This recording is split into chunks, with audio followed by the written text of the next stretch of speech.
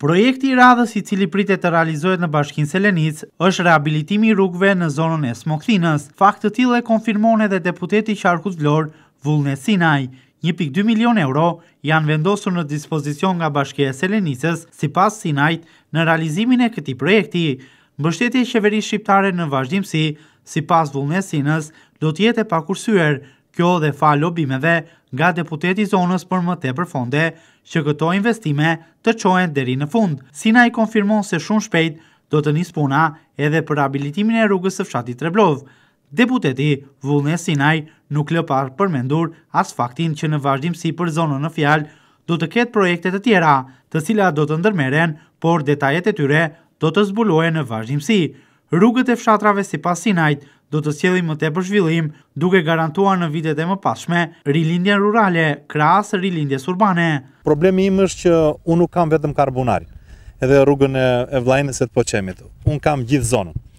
Fal asaj që ka parashikuar bashkia dhe njëherë ka marrë iniciativë goxha mbi shpatullat të rënd për të filluar rrugën e Smoktinës. Dhe kryetari i bashkisë ka planifikuar në buxhetin e këtij viti gati 1.2 milion euro për të filluar atë asfaltim. Është një guxim i madh, të cilin unë mendoj që do ta mbështesim më mbrapa me fondet e qeverisë, do jem deputeti i zonës që do kërkoj që ajo rrugë të shkojë drejt përfundimit. Kështu ka dhe investime të tjera, nëse është rasti ti përmend tani se së shpejti fillon edhe Treblova. Pra, gras rrugëve të tjera që janë bërë, akoma po bëhet punë, do kemi dhe surpriza të tjera që akoma nuk keni marrë vesh, por do t'i themi kur ato të dalin projektet gati që t'janë të firmosura. Unë dhe njërë do t'ju falenderoj, unë ndjem shumë mirë. Sot jam i dheur nga gëzimi, tash dhe një rrugët për mua janë pika e parë e zhvillimit dhe investimit që duhet të bëj qeveria në zonë dhe bashkia në zonë.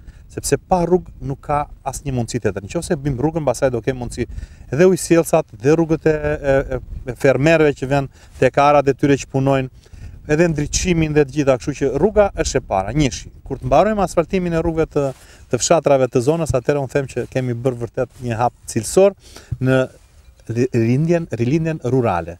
Ne kemi filluar me rilindje urbane, po unë luftoj fort për rilindjen rurale.